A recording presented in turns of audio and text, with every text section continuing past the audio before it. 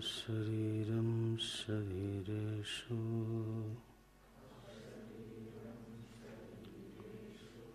अनवस्थेष्वस्थितं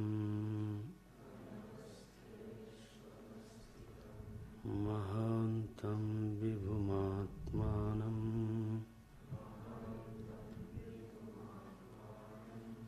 मत्वा धीरो न शोचति।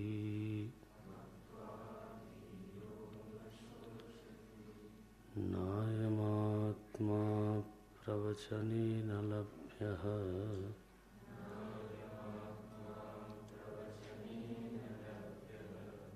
न मेधया न बहुना श्रुतेन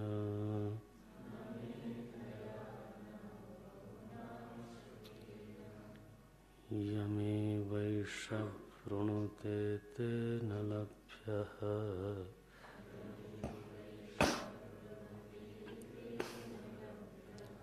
तस्यैषात्मा विवृणुते तनुं स्वाम्।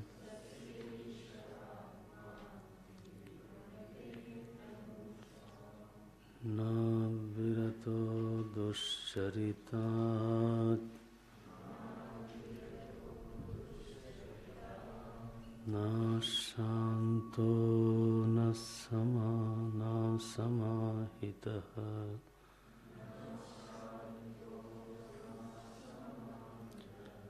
न शान्तमानसो वापि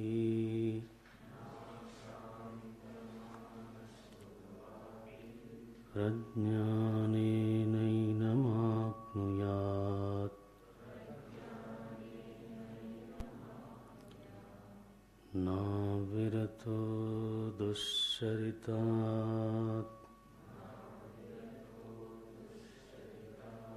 न शान्तो न समाहितः।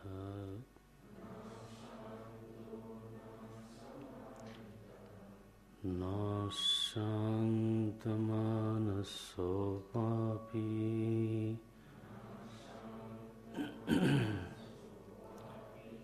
प्रज्ञानेनैनमाप्नुयात्।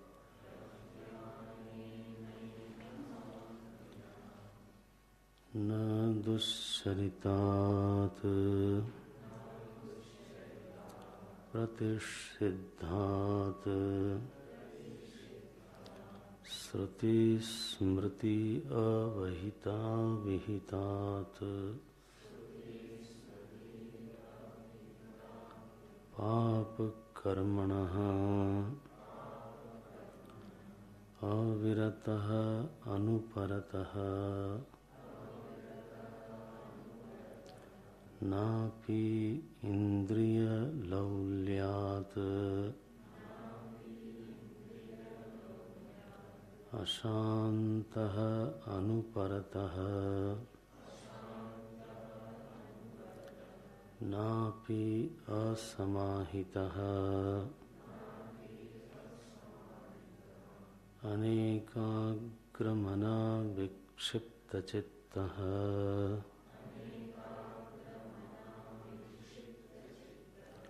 समाहितचित्तोऽपि सन् समाधानफलार्थित्वात् नापि अशान्तमानसः। व्यापृतचित्तः प्रज्ञानेन ब्रह्मविज्ञानेन एनं प्रकृतमात्मानमाप्नुयात्।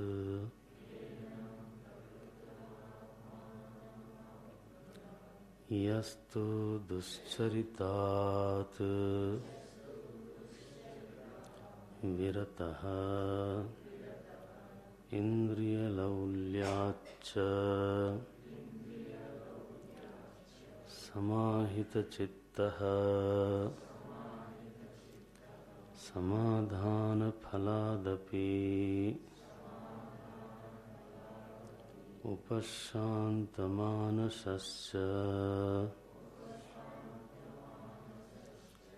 आचार्यवान् प्रज्ञानेन यथोक्तमात्मानं प्राप्नोतीत्यर्थः।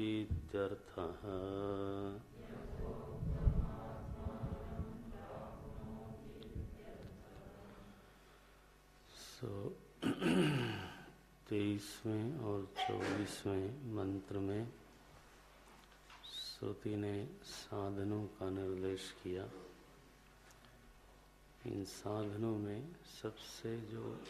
सबसे प्रमुख साधन है, सबसे पहला जो साधन है, जिस साधन के बिना दूसरी साधनाएं सार्थक नहीं हो पाती, सफल नहीं हो पाती,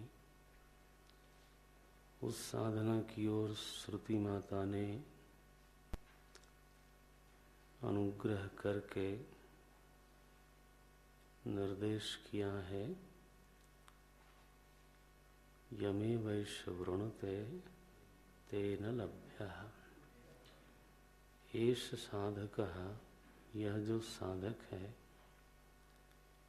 जब इस आत्मा का वर्ण कर लेता है, अन्यत्र शरणम अपश्यन्न, जब उसकी बुद्धि को इस बात की गहन अनुभूति हो जाती है, बार बार के परीक्षण से, बार बार के अनुभवों से, जब किसी साधक की बुद्धि इस निष्पत्ति पर पहुंचती है कि परिस्थिति चाहे जितनी भी शोभनतर हो, वहाँ संपूर्ण विश्राम अथवा जैसा विश्राम मेरा अभीष्ट है, वैसा विश्राम प्राप्त होता नहीं। परिस्थिति जीवन का साधन तो हो सकती है, लेकिन परिस्थिति जीवन का लक्ष्य नहीं बन सकती।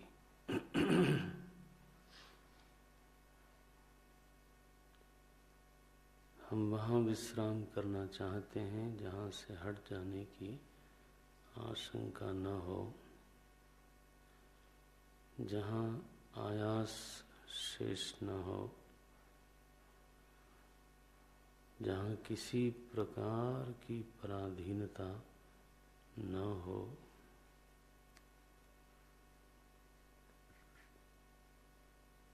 कुछ यही लक्षण चूंकि घर में घटता है, इसलिए व्यक्ति घर में विश्राम करता है। अगर उसका घर अपना है तो हटने की शंका कम रहती है, रहती तो है लेकिन कम रहती है। पराधीनता नहीं है, वहाँ स्वातंत्र की अनुभूति होती है। ऑफिस में नहीं हो आप, बाजार में नहीं हो आप, और व्यक्ति सहज भाव से लगता है मैं यहाँ स्वतंत्र स्वाभाविक रूप से रह सकता हूँ, मुझे कोई औपचारिक बर्ताव यहाँ करने की आवश्यकता नहीं है। और इसीलिए घर में रहना बहुत लोगों के लिए एक बड़ा सुखद अनुभव है। कभी बाहर व्यक्ति जाता भी है तो वापस आने के बाद उसको लगता है कि हाँ, अंग्रेजी में लोग बोलते हैं स्वीट होम। तो स्वीट होम इसीलिए कहा गया क्योंकि वहाँ पर ये तीनों जो लक्षण हैं, जो हमारा अभीष्ट है, वो वहाँ पर भले ही आपेक्षिक रूप से, लेकिन कुछ घटता है। तो जो असली घर है वहाँ पूरी तरह से घटता है। तो अभीष्ट हमारा क्या है ये हमको मालूम पड़ता है, और बुद्धि जब निर्णय ले लेती है कि यह तो केवल अपने स्वरूप में बैठने से ही प्राप्त होगा,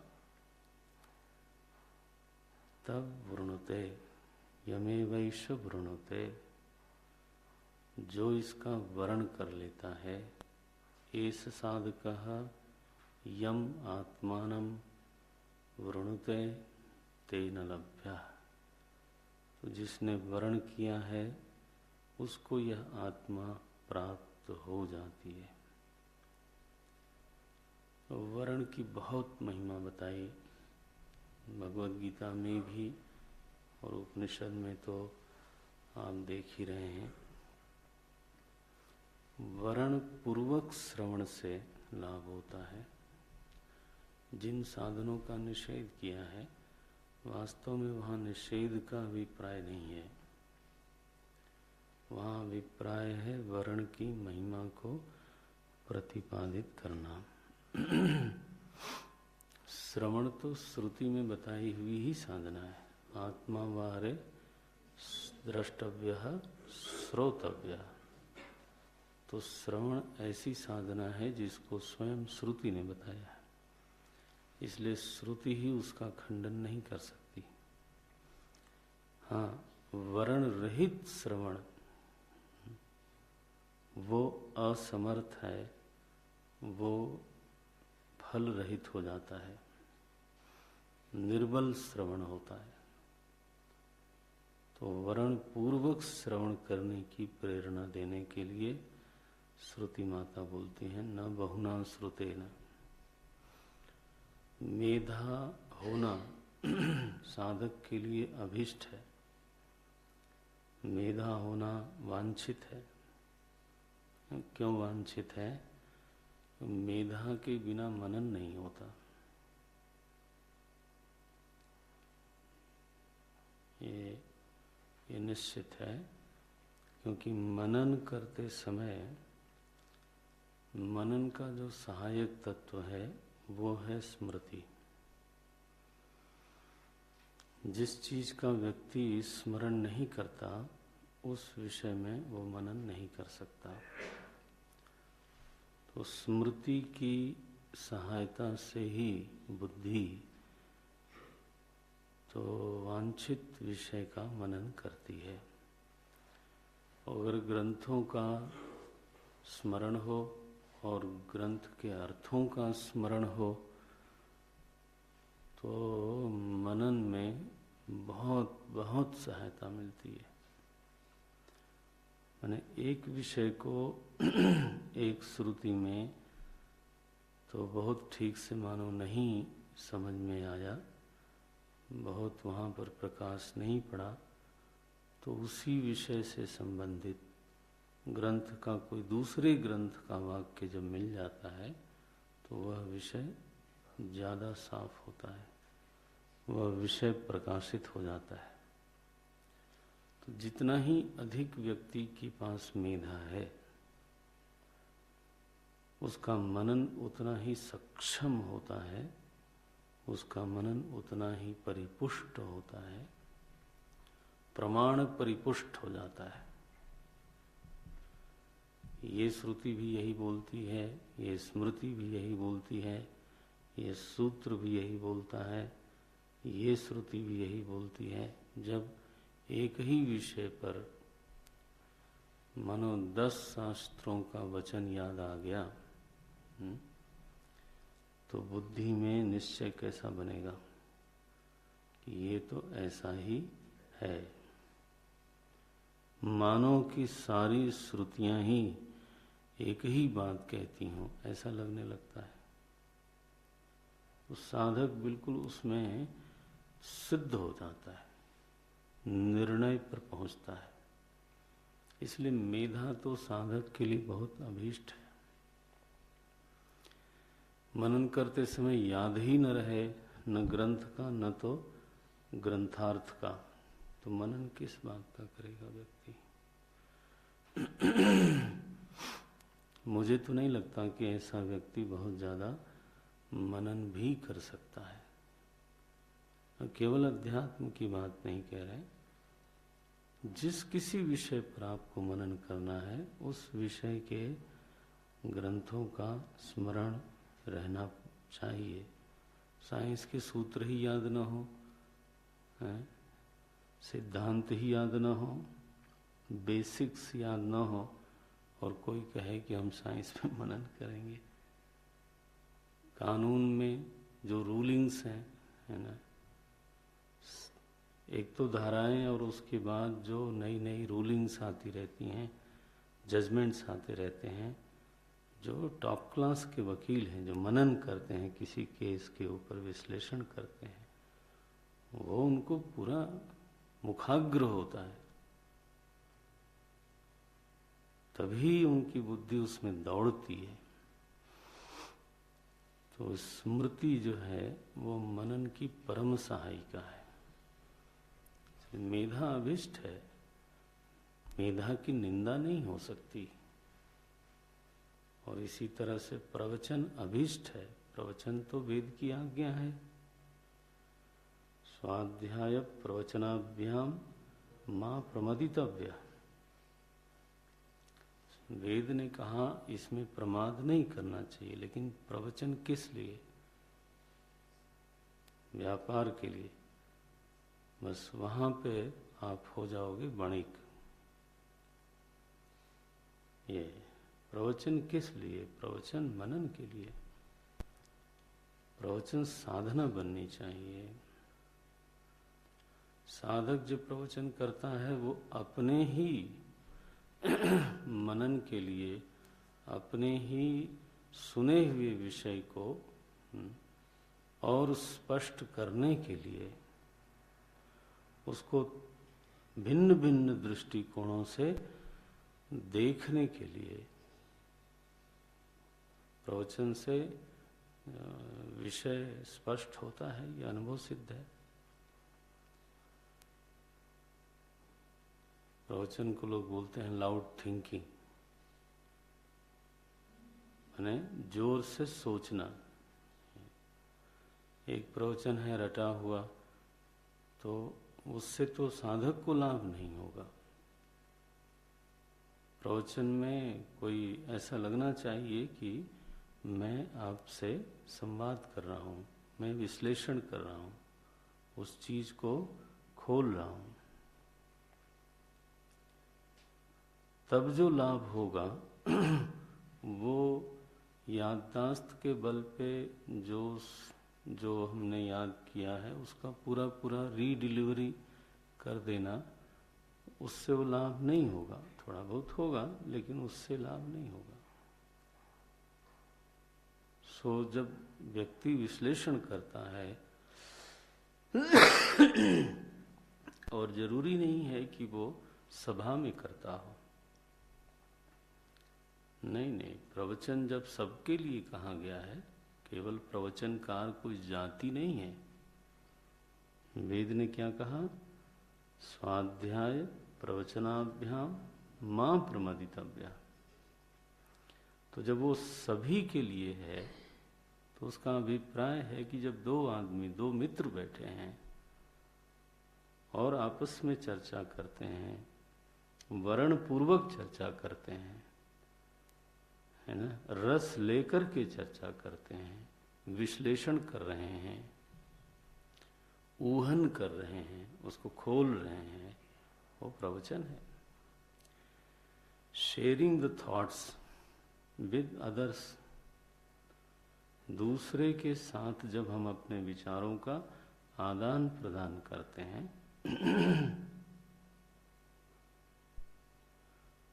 और उन्हीं विचारों का आदान प्रदान करते हैं जिसको हमने सोचा है, जिसको हमारा मन मानता है, जिस पर खुद मुझे भी विश्वास है, ऐसा प्रवचन बड़ी साधना है। भक्ति में कहा गया चौथी भगति मम गुण गण करई कपट तजी गान। प्रभु के सुने हुए, गुरु से सुने हुए गुण गणों को गायन करना माने प्रवचन करना, ये चौथी भक्ति है। लेकिन उसमें एक सावधानी गोस्वामी जी ने कहा, कपट तजी, बस ये है। जब प्रवचन का उद्देश्य व्यापार होता है, जब प्रवचन का उद्देश्य कदाचित संसार होता है, जब प्रवचन का उद्देश्य तो खैर हो गया, प्रवचन जब ऐसी चीज का मैं करता हूँ जिस चीज पर मेरा खुद भी विश्वास नहीं है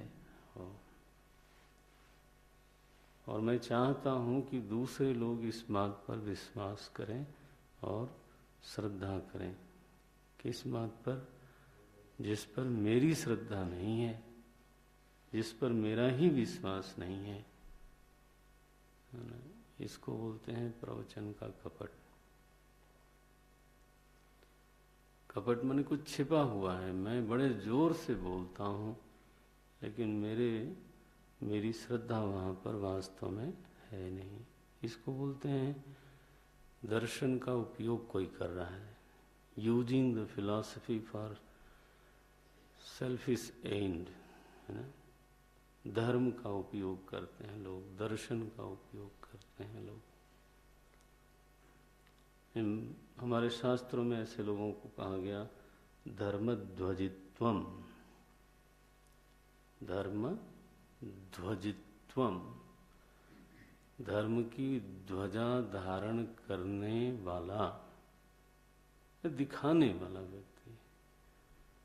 गोस्वामी जी ने उनकी निंदा की, धींग धर्म ध्वज धंधक धोरी, ये धंधा करने वाले लोग हैं। ऐसे वृत्ति के जो साधक हैं, धंधा करते हैं, धर्मध्वजी हैं।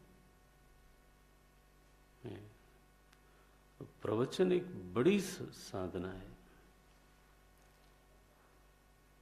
बस शर्त इतनी है कि उसके जो स्लिपरी एरियाज हैं प्रवचन में, जो जहाँ पर व्यक्ति फिसलता है उसको संभालना चाहिए, और फिसलने की जगह है। प्रवचन जो व्यक्ति की यात्रा उसके स्वरूप में करा सकता है,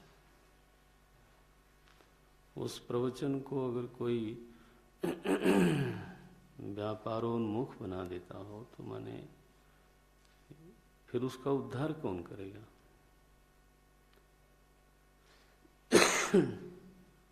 अगर जो उद्धार करने वाला है उसको भी संसार का साधन बना दिया गया तो फिर, है ना, तो उद्धार करने वाले का तो एक तरह से अभाव हो गया। मैं देखता हूँ, आत्मनिरीक्षण भी होता है, जब शास्त्रों के साथ हम खेलने लगते हैं, शास्त्रों को अपनी बुद्धि का शासक न मान करके, शास्त्रों को प्रमा का निर्माता न मान करके, तो अपनी बुद्धि के अनुसार जब हम उसमें खेलते हैं, क्रीड़ा करते हैं, तो अब वो हमारी बुद्धि का क्रीड़ा क्षेत्र हो गया। तो बुद्धि का फिर शासक कौन रहेगा? कोई बचा ही नहीं। फिर तो बुद्धि कैसी हो गई? शुद्ध निरंकुश।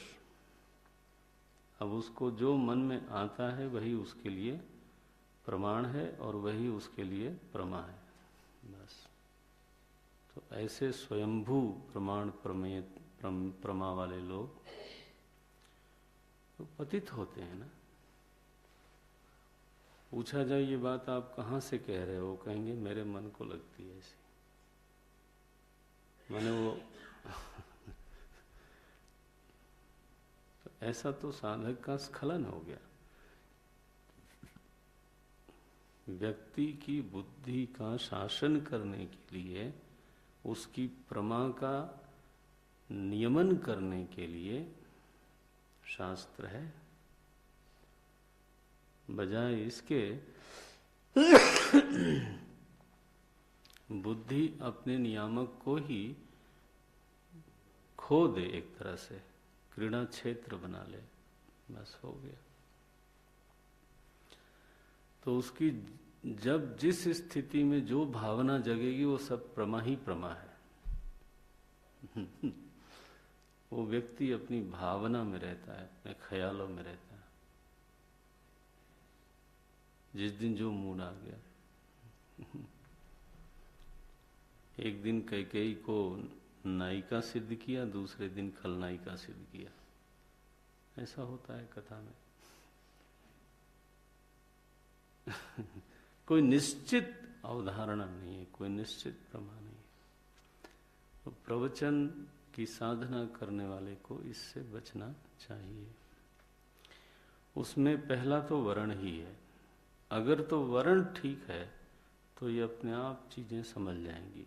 अगर यह निश्चय है कि स्वरूप में अवस्थान ही करना है तो ये सब तमाशा व्यक्ति करेगा ही क्यों? वो तमाशा करता तब है जब उसके वर्ण में दोष होता है। और जहां तक वर्ण दोष है वहां तक साधन असमर्थ होंगे। ये व्याप्ति है, समझो। जितने जन्मों तक वर्ण दोष बना रहेगा उतने जन्मों तक साधन में असमर्थता रहेगी। ये व्याप्ति है, यत्र यत्र तत्र तत्र। और वर्ण हुआ और साधन समर्थ होने लग गए। प्रभु ने बोला गीता में, क्षिप्रम भवति धर्मात्मा। देखो, वह व्यक्ति जो कदाचित दुराचारी है वो दुराचारी रहेगा नहीं। एक बार वर्ण हो गया तो क्षिप्रम भवति धर्मात्मा। पहला जो परिवर्तन होगा वो his all energy will be channelized and utilized in a chosen goal. वर्ण हो जाए बस।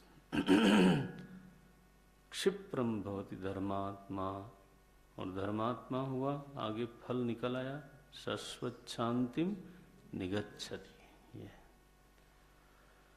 साधन सफल हो गया। सफल माने उसमें फल आ गए। ये वर्ण दोष, निष्ठा दोष, साधन दोष, बहुत तरह के दोष साधकों के जीवन में होते रहते हैं। ये वर्ण दोष तो बहुत ही प्रधान दोष है। अच्छा भाई, तो साधनों की निंदा नहीं है, मैं केवल इतना ही कहना चाहता था, क्योंकि ऐसा लगता है पढ़ने से कि प्रवचन की निंदा हो गई, अथवा मेधा की निंदा हो गई, अथवा श्रवण की निंदा हो गई। ये कैसे हो सकता है? ये तो सारे के सारे साधन श्रुति प्रसिद्ध हैं, श्रुति के द्वारा ही निर्दिष्ट हैं। तो भाष्यकार ने यहाँ एक शब्द लिखा, केवलेन। उसको चाहे तो आप अंडरलाइन कर देना। क्या लिखते हैं? न बहुना श्रुतेन केवलेन। तो केवल श्रवण, केवल श्रवण माने वर्ण रहित। वर्ण के बिना जब व्यक्ति केवल सुनता है, याद करता है और उसको समेटता है कि मैं इसका फिर व्यापार बनाऊंगा, बेचही वेद धर्म दुहिलेही। ये धर्म बेची लोग हैं, इनसे धर्म का कल्याण नहीं होता और उनका भी नहीं होता। थोड़े ही समय बाद जिसको वो सुनाते हैं उसको समझ में आने लगता है कि ये तो वो बात कह रहा है व्यक्ति जो स्वयं मानता नहीं है। ये समस्या।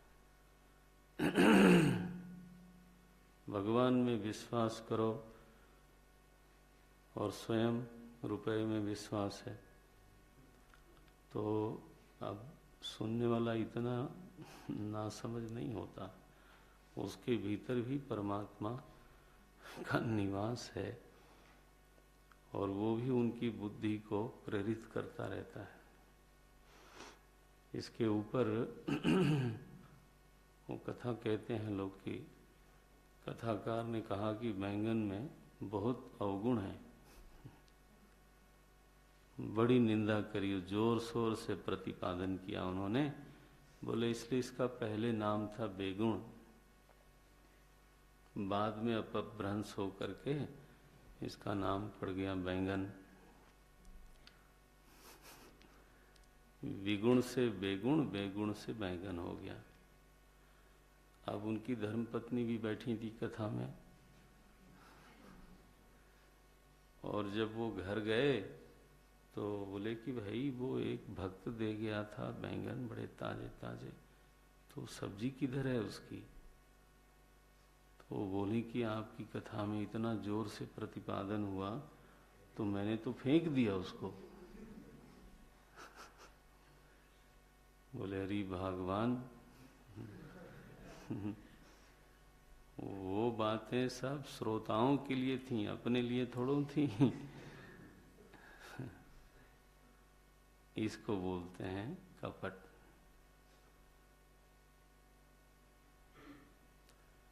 ऐसे प्रवचन का कोई लाभ नहीं। उनको भी, सुनने वाले भी हंसते ही हैं, उनको भी पता है ये क्या बोला जा रहा।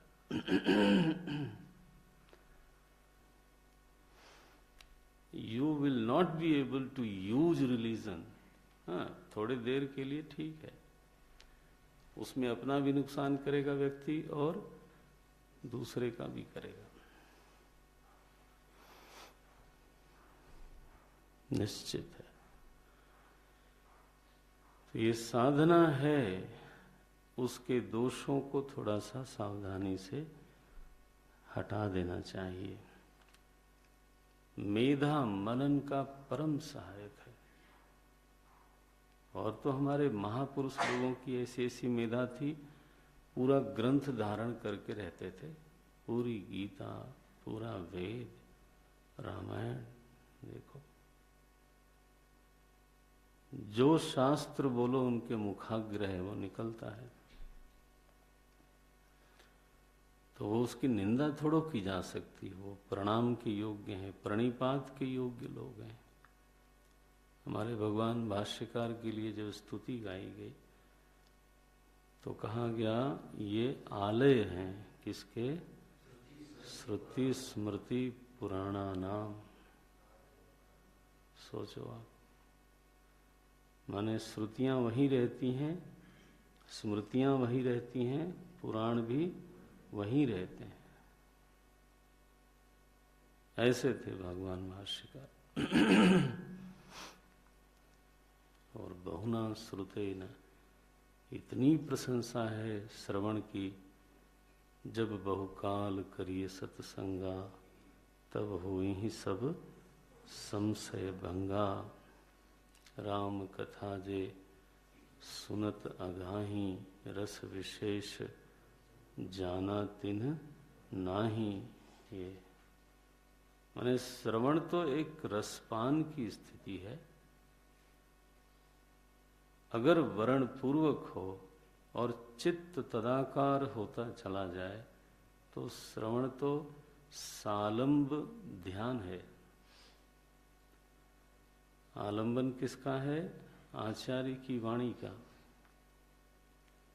शास्त्र और आचार्य की वाणी का आलंबन चित्त को मिलता है और चित्त तदाकार होता चला जाता है, तदाकार होता चला जाता है। अगर मैं कहूं कि एक सरोवर था और उसके चारों तरफ अमराई थी,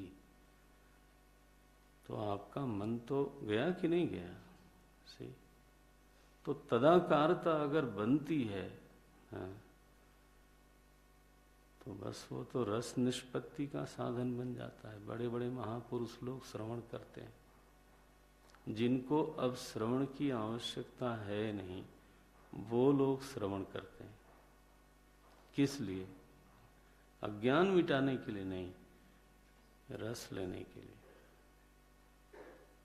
तो श्रवण की निंदा कभी नहीं हो सकती।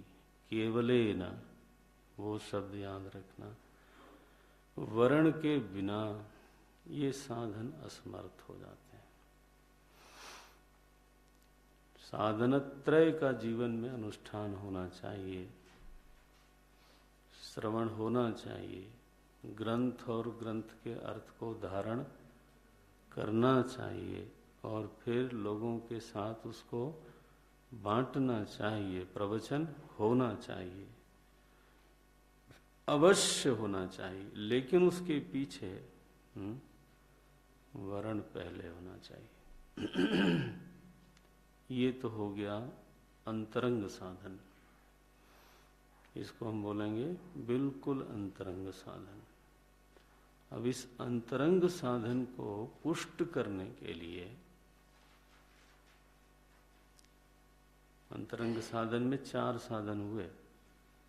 सबसे पहला वरण, फिर श्रवण, फिर ग्रंथ और ग्रंथार्थ को धारण और फिर प्रवचन।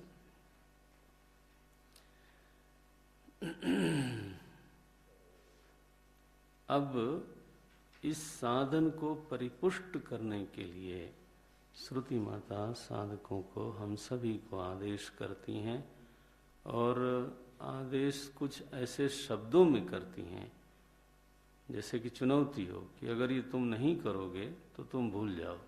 ये ऐसी भाषा है।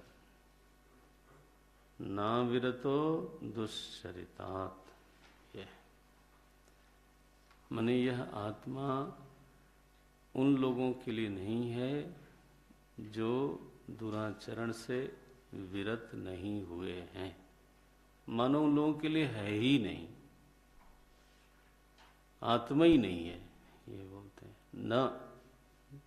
न से शुरू होती है श्रुति। न अविरतः, न दुश्चरितात् प्रतिषिद्धात् श्रुति स्मृति अविहितात् पाप कर्मणः अविरतः। अब देखो दुश्चरित शब्द की व्याख्या की। दुश्चरित्र क्या है? बोलते हैं प्रतिषिद्ध है, जो निषिद्ध है उसी को बोलते हैं दुश्चरित। ये प्रतिषिद्ध किसके द्वारा? तो बोलते हैं श्रुति स्मृति अविहितात्। श्रुतियों में जो विहित नहीं है, स्मृतियों में जो विहित नहीं है, और समाज में भी जो प्रतिष्ठित लोग हैं, शीलवान लोग हैं, सुसंस्कृत लोग हैं, विद्वान लोग हैं, जिनके कारण समाज रहने लायक होता है, सुसभ्य लोग हैं, तो उनके मत में भी जो चीजें निषिद्ध हैं तो उसका आचरण अगर बना हुआ है जीवन में, तो बोलते हैं कि आप दुश्चरित्र से विरत नहीं हुए। उसी को कहा अंत में पाप कर्मणः। हमारे गुरुदेव ने ये जो परिभाषा करी पाप की, वो भी समझने लायक है। बोलते हैं any action against your evolution is sin. Any action against your evolution is sin. हमारे विकास के विरुद्ध, हमारे विकास की स्थिति के विरुद्ध कोई भी कर्म पाप है। अब इसको देखो, समझो। एक बच्चा एक काम करता है, लोग उसको इतना बुरा नहीं मानते, लेकिन वही काम उसका बड़ा भाई करे तो लोग डांटते हैं उसको। और बड़ा भाई अगर ये कहे कि छोटे ने भी ये किया था तो उसको तो आप डांटते नहीं, तो जवाब क्या होगा कि वो तो छोटा है और तुम बड़े हो गए। इसका मतलब है कि एवोल्यूशन में, विकास की स्थिति में जहां तुम खड़े हो उसके हिसाब से ये आचरण नहीं है, और इसलिए निषिद्ध है, इसलिए वो गलत है, इसलिए वो पाप है। जब पहला इंटरनेशनल कैंप हुआ तो ब्लिट्ज वालों ने, मिस्टर करंजिया ने इंटरव्यू लिया गुरुदेव का, तो उसमें कहा कि कुछ लोग ऐसे एडवाइस करते हैं कि मनुष्य को दमन नहीं करना चाहिए, इंद्रिय संयम करने की कोई बात नहीं है, तो ये एक तरह का सप्रेशन है, और जैसे मन में आवे वैसे उसको अभिव्यक्त होने देना चाहिए। ऐसे उन्मुक्त व्यवहार होना चाहिए। तो अब उस समय रजनीश जी का बहुत आंदोलन चला हुआ था, तो उसके संदर्भ में बिना नाम लिए उन्होंने बोला। तो गुरुदेव से पूछा गया कि आपका इसमें क्या मत है, तो बोले yes, I entirely agree with him, with the addition I only suggest that those people should develop the horn on the head and tail behind. वो जो ऐसा लोग करना चाहते हैं उसमें कुछ भी गलत नहीं है, केवल इतनी बात है कि उनको सींग बढ़ानी चाहिए और पीछे पूंछ बढ़ा लेनी चाहिए। So at that evolution level it is allowed. बात तो सही है, उनके लिए थोड़ा कोई श्रुति स्मृति और विधि निषेध है। See, at your evolution level जो आपकी विकास की स्थिति है उसके विरुद्ध जो क्रिया है, उसके विरुद्ध जो अनुष्ठान है वो छूटना चाहिए। प्रयास ये होना चाहिए कि हमसे ऊपर के विकास की स्थिति में जो क्रिया हो रही है, जो रिएक्शंस हो रहे हैं, वो हमारी क्रिया हो, वो वैसा मेरा रिएक्शन हो। तो जब हम अपने बड़ों का अनुकरण करते हैं तो हमारी स्थिति तो बड़े के लेवल पे नहीं है, लेकिन हम क्या करने की कोशिश कर रहे हैं, हम अपने आप को खींचते हैं। And I try to react in the same way जैसे कि हमारे बड़े रिएक्ट करते हैं। देखो, इसका मतलब ये हुआ कि हम अपने को स्ट्रेच कर रहे हैं, खींच रहे हैं किधर, विकास की ऊपरी स्थिति में। इसलिए महापुरुषों का अनुकरण करना वो तो ठीक है, हालांकि वो हमारी स्थिति अपनी होती नहीं, उसमें इसीलिए प्रयास लगता है, लेकिन वो प्रयास लगना चाहिए, वही तो साधना है। बोले हमारे लिए सहज नहीं है, सहज नहीं है तो फिर उत्थान कैसे होगा? Stretching is necessary. जब हम गुरुदेव को देखते रहे कि मन पे उनका कितना संयम है, वाणी पर उनका कितना संयम है, व्यवहार में कितनी गंभीरता है, विचलन दिखाई नहीं देता, स्खलन दिखाई नहीं देता, मेजर्ड जैसे हो, निरुद्देश्य कोई व्यवहार नहीं होगा। He will achieve the target by doing something. ऐसे गाइडेड बाय इमोशंस और गाइडेड बाय, ऐसा नहीं हो सकता। There is a purpose behind. डांटते भी हैं, क्रोध भी करते हैं, प्यार भी करेंगे, there will be always a target, और टारगेट एक ही है, हित करना। साधक का शिष्य वर्ग का हित करना, बस वही था। डांटने के लिए डांटते नहीं थे, और ये भी सच है कि प्यार करने के लिए प्यार नहीं करते थे। इसलिए कि प्यार आ गया इसलिए प्यार कर रहे हैं, no no no no no, वो नहीं था। Even that has the purpose.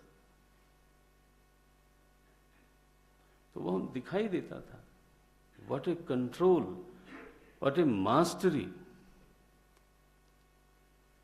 आप लोग देखे होते तो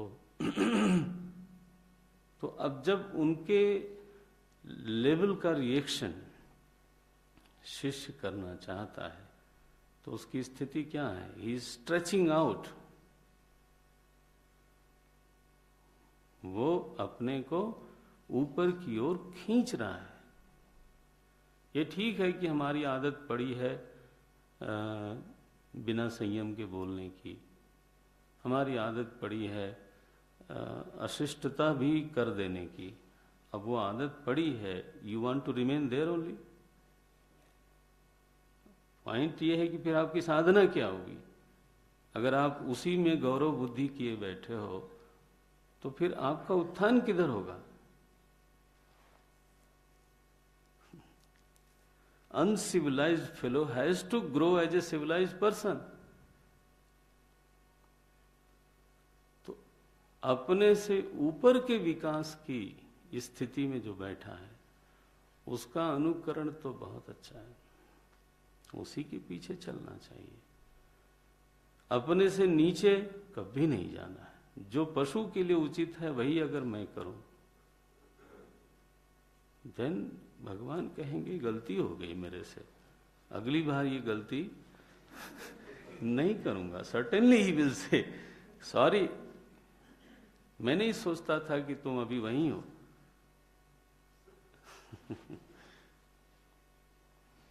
तो मुझे लगता है कि साधक के जीवन में ये परिभाषा बहुत बढ़िया मार्गदर्शन करती है। इसमें बहुत ज्यादा कॉम्प्लिकेशन नहीं है, लेकिन एक मापदंड हमको मिल जाता है कि ये जो मैं करने जा रहा हूं वो हमारे विकास की स्थिति के अनुसार है नहीं है। हमारी आयु, हमारे वेश, हमारी प्रतिष्ठा, हमारा पद, जो हमारी स्थिति समाज में है, मेरी खुद की दृष्टि में है, मेरे खुद के साधना की दृष्टि में है, तो पैरामीटर बना के चलना चाहिए। ये जो मैंने बोला, ये जैसा मैंने रिएक्ट किया, ये जैसा मैं चला दौड़ा, कोई ऐसी स्थिति हो सकती है जहां व्यक्ति का दौड़ना भी हो सकता है लगे कि ये ठीक नहीं है, ऐसे दौड़ना नहीं चाहिए स्वामी जी को। देखो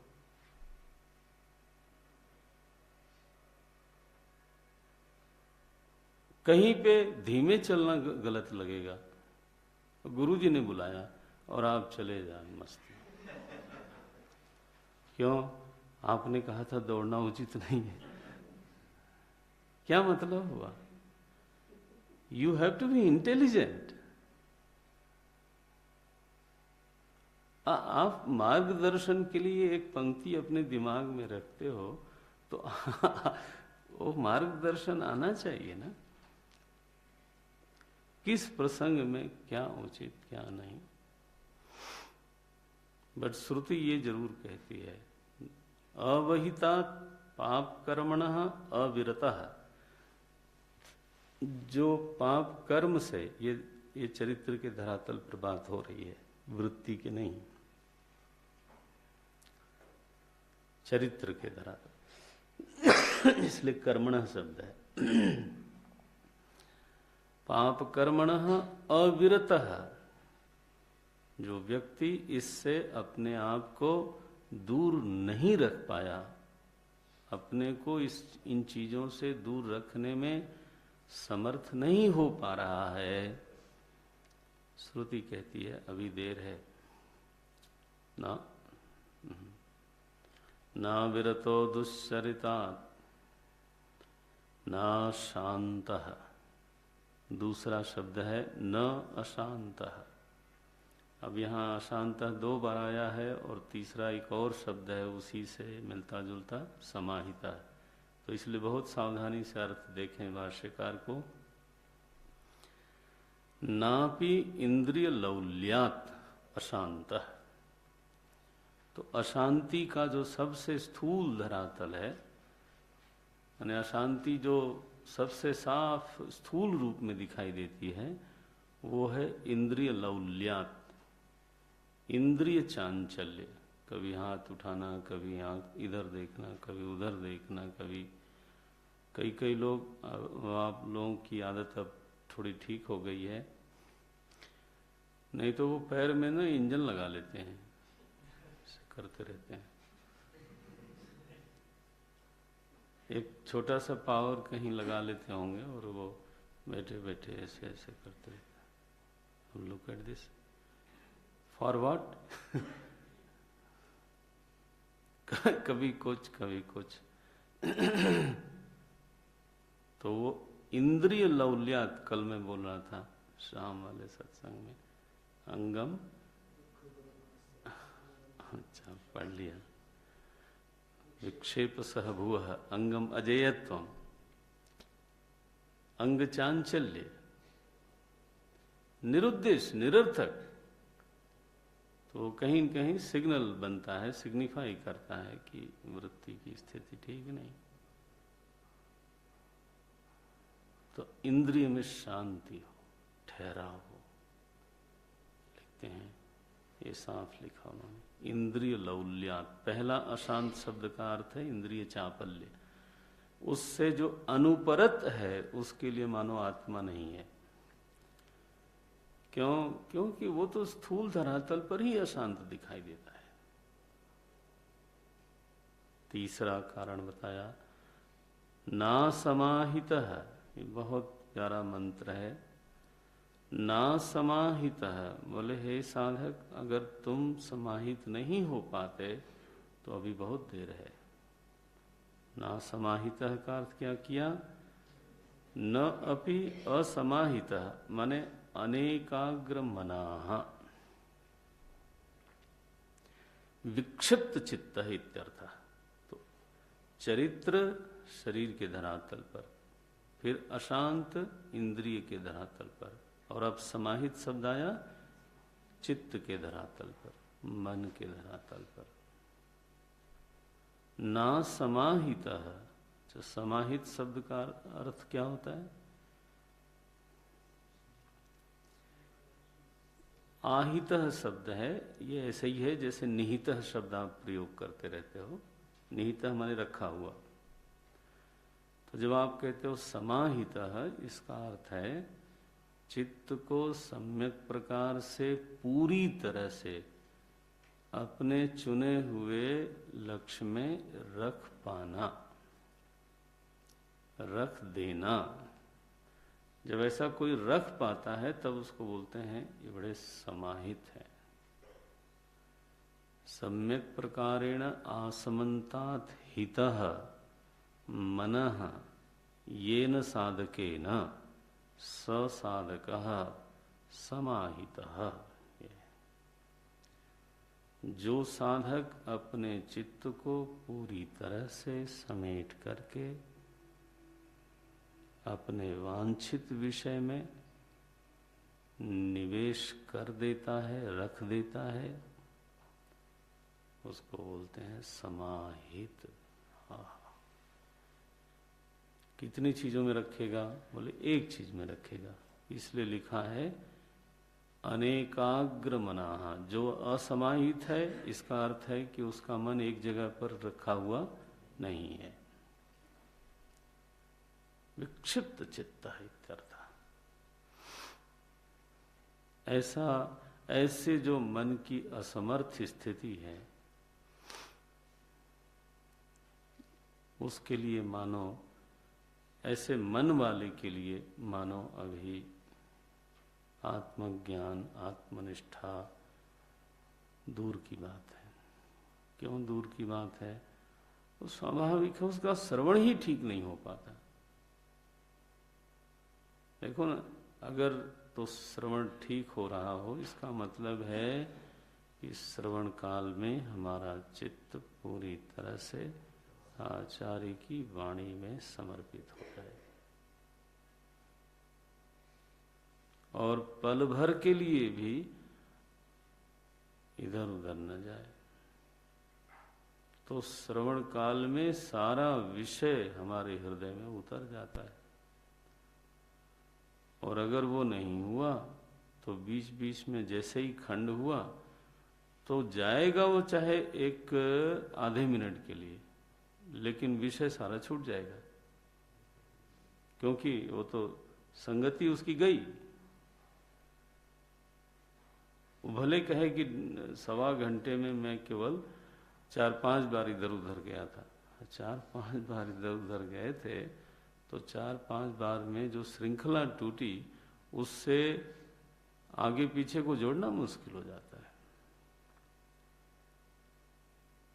ऐसे व्यक्ति का श्रवण ही संपन्न नहीं हो पाता, फिर आगे सोचो आप, ज्ञान और निष्ठा की बात कैसे होगी। इसलिए बिल्कुल ठीक, वो तो श्रुति ने कहा तो ठीक तो होगा ही, केवल हम लोगों को उसको धारण कर लेना है। ना विरतो दुश्चरितात् ना शांतो ना समाहितः ना शांत मानसः। अब फिर से अशांत शब्द आया, लेकिन अशांत शब्द के साथ यहाँ पर मानस लगाया है, इसलिए पहले वाले अशांत शब्द का अर्थ इंद्रिय चापल्य लिया गया।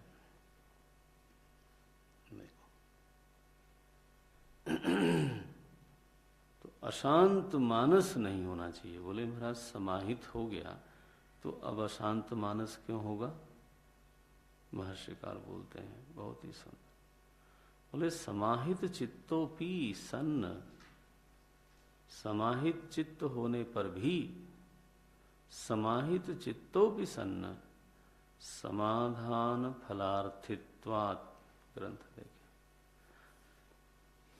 समाधान फलार्थित्वात्, उस समाहित होने का फल चाहता है साधक। ये देखो कि अब मैं समाहित हुआ हूं तो इसका कोई परिणाम आना चाहिए, तो उसकी वृत्ति फलोन्मुखी हो गई। तो जहां समाहित था वहां से हट गया। ये फलार्थित्व ऐसे भी होता है। ध्यानाभ्यास में तो ये बहुत बार होता है कि अब मैं समाहित हूं, देखता हूं क्या अनुभूति आती है, गए समाहित से। ऐसे मन का स्वभाव है, आदि काल से उसको इस तरह की आदतें पड़ी हैं, उसको बहुत दोष देने की क्या जरूरत है। अभ्यास से उसको ठीक करना चाहिए। Only blaming is not going to do any good to you. क्या बोलते हैं? समाहित चित्तोपि सन्न समाधान फलार्थित्वात् न अपि अशांत मानस। अशांत मानस का अर्थ क्या किया? व्यापृत चित्त, माने चित्त का व्यापार हो गया। वहां चित्त अपने लक्ष्य का त्याग करके अन्य देश में व्यापार करने चला गया।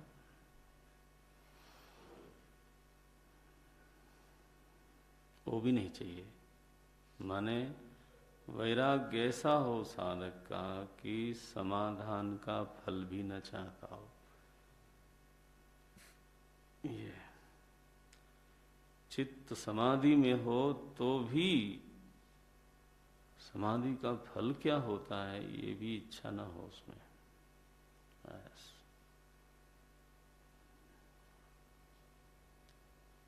ना विरत दुश्चरितात् ना शांत ना समाहित ना शांत मानस। ये 4 दोष बताए हैं कि हम साधकों के जीवन में ये 4 प्रकार के दोष आते रहते हैं और इनसे बचना चाहिए। और पहला है चरित्र के स्तर पे सबसे स्थूल जो दोष होता है, अथवा कहिए जो सबसे स्थूल धरातल है, चरित्र दोष में माने आचरण के दोष के कारण विक्षेपों की भरमार हो जाती है। इसलिए पहले व्यक्ति को वहाँ पर बड़ी सावधानी से, चाहे उसमें प्रयास भी करना पड़े तो करके संभालना चाहिए। अब मानव चरित्र आचरण के स्तर पर बात करें, किसी से हमारी कहाँ सुनी हो गई, अब ये आचरण के स्तर पर बात हुई, कितना विक्षेप होगा। कहाँ तो बात कर रहे हैं कि समाहित होने पर भी, यहाँ तो समाहित का क्या प्रश्न है, यहाँ तो झगड़ पड़े। देखो,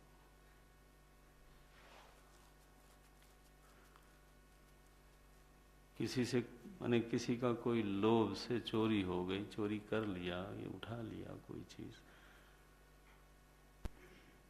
अब आशंका है पकड़े जाने की, इसकी उसकी, 15 तरह की चीजें हैं।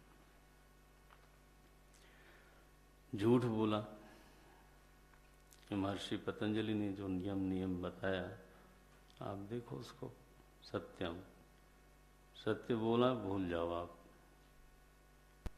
और असत्य बोलो भूल नहीं सकते। ये उसका सबसे बड़ा दोष ये है कि उसको आप भूल नहीं सकते। किसी के साथ अशिष्ट भाषण किया, आप भूल सकते हो? वो आपके चित्त पर चढ़ा रहेगा। अब आप कुछ भी करो, बार बार घूम घूम के आता है, बार बार घूम के आता है। तो ऐसी मूर्खता की क्यों हो गई? क्यों हो गई? आदत। तो आदत को आदत से बदलना पड़ेगा।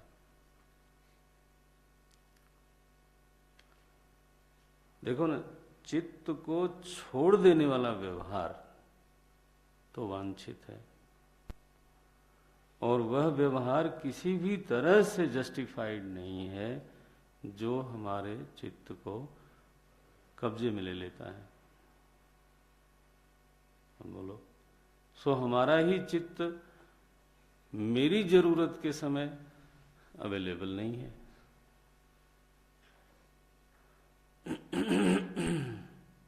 ये चरित्र दोष में ये सब बातें आती। ब्रह्मचर्य विरोधी जीवन, ये विचार का जीवन आशंका से ग्रस्त जरूर होगा, अभ्यास से ग्रस्त जरूर होगा।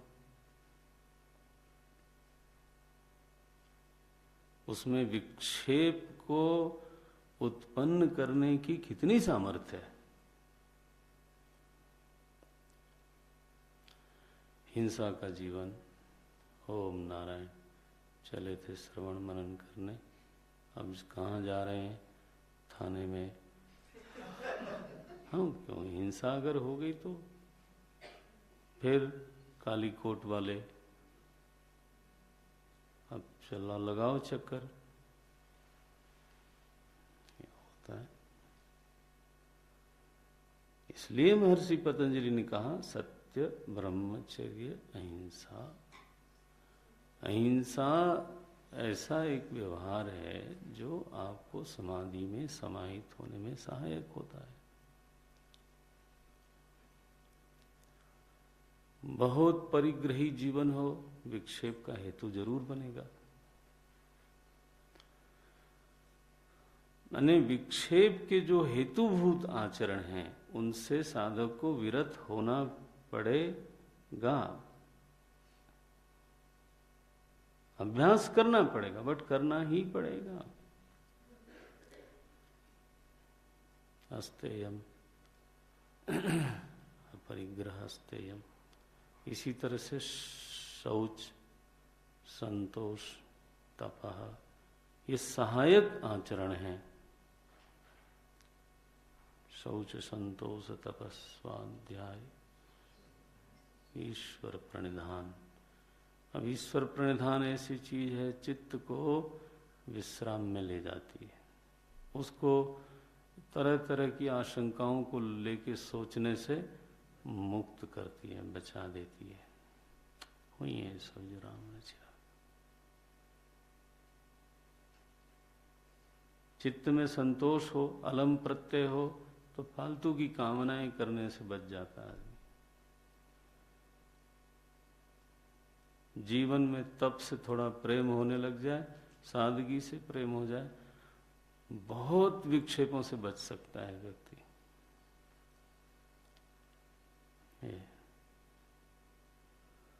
स्वाध्याय रोज हो व्यक्ति का तो उसका ज्ञान चमकता रहता है, फ्रेश रहता है।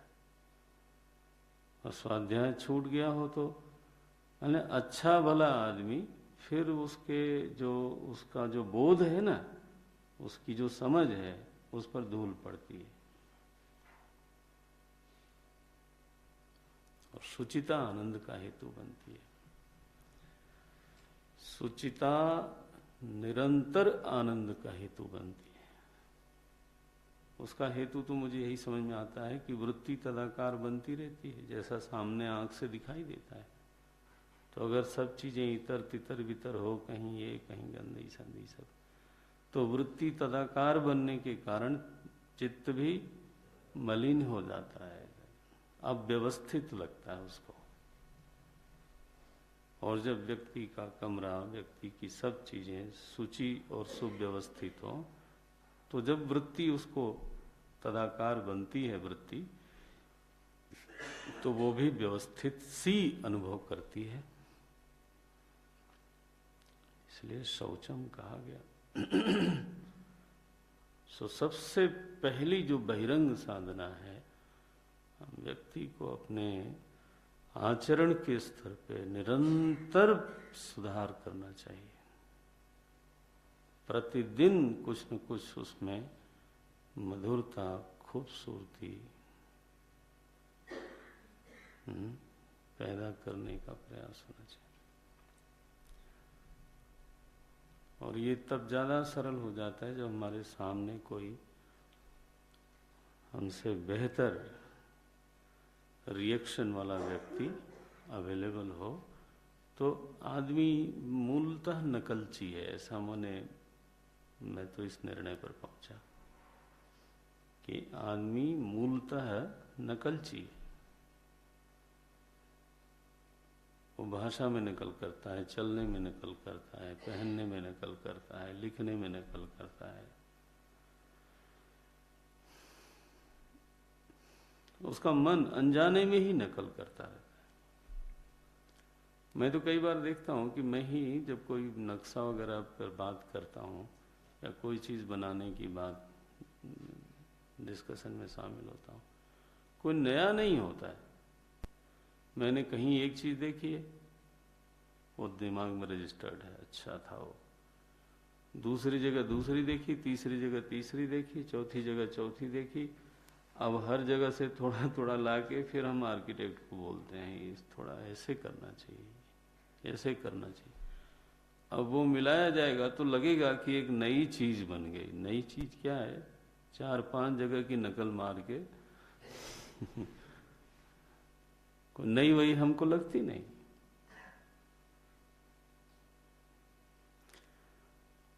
बहुत कम ओरिजिनल जिसको आप कहते हैं, वो बहुत सारी चीजों के मिश्रण से ओरिजिनल सी लगती है, होती नहीं।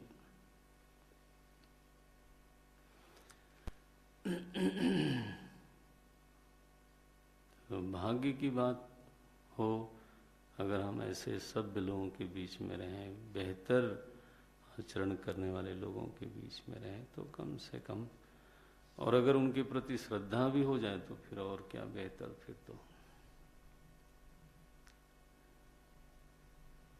तब जाके मान सत्संगति संस्कृति कर अंता। सत्संगति मिले तो संस्कृति का अंत आ गया, समझना चाहिए। अच्छा भाई, यहां तक तो हो गया निषेध वृत्ति, 4 चीजों का निषेध किया।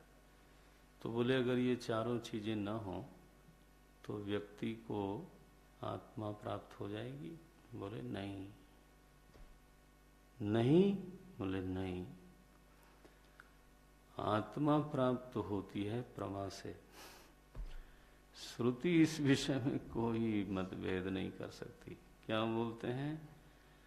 प्रज्ञानेन ब्रह्म विज्ञानेन एनम प्रकृतम आत्मानम आपनुयात। एनम प्रकृतम आत्मानम। प्रकृतम आत्मानम कौन बता पाएगा? हिंदी पढ़ने से नहीं, आपका अपना मन उसको खोजता है कि नहीं?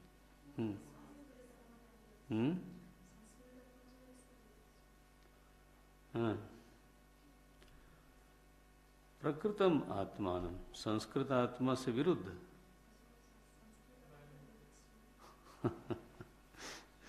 संस्कृत आत्मा के जो विरुद्ध है, ये अर्थ दिया एक ने। हाँ, तो प्रकृतम शब्द का अर्थ हाँ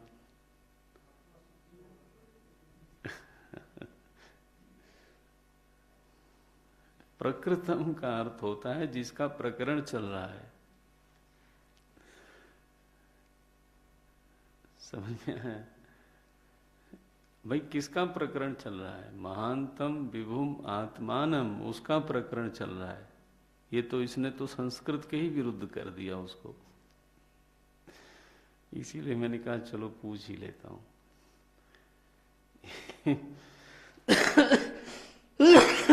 प्रज्ञानेन एनम प्रकृतम आत्मानम। प्रकृतम आत्मानम माने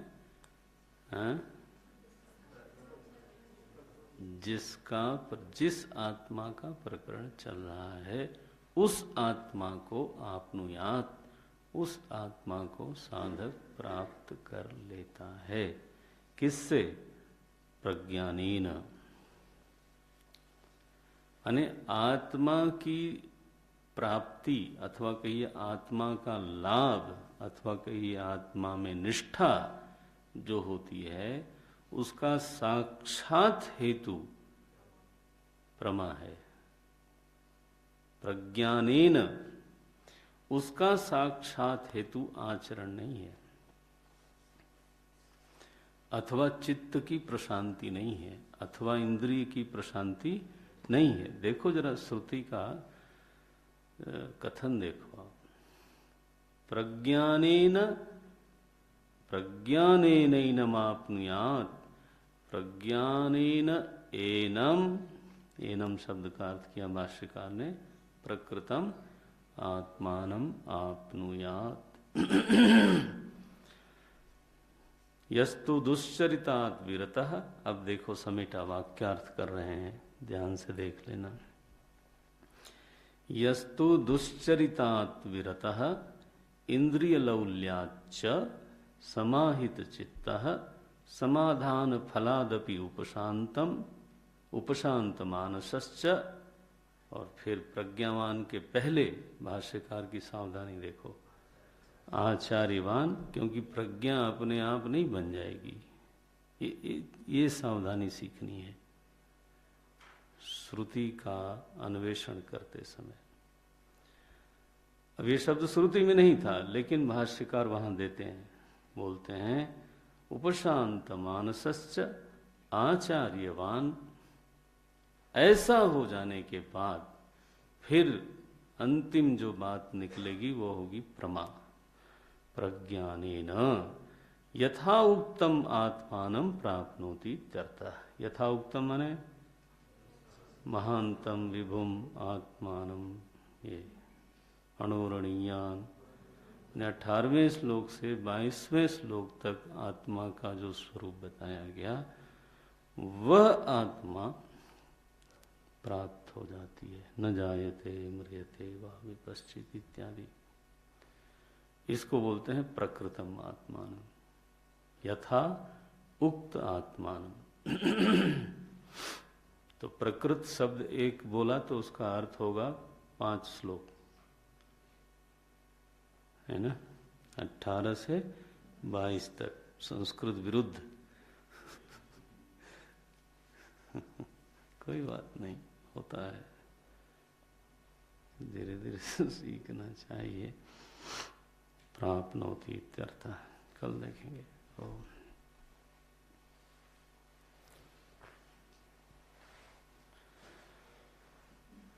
ओम पूर्णमदः पूर्णमिदं पूर्णात् पूर्णमुदच्यते पूर्णस्य पूर्णमादाय पूर्णमेवावशिष्यते।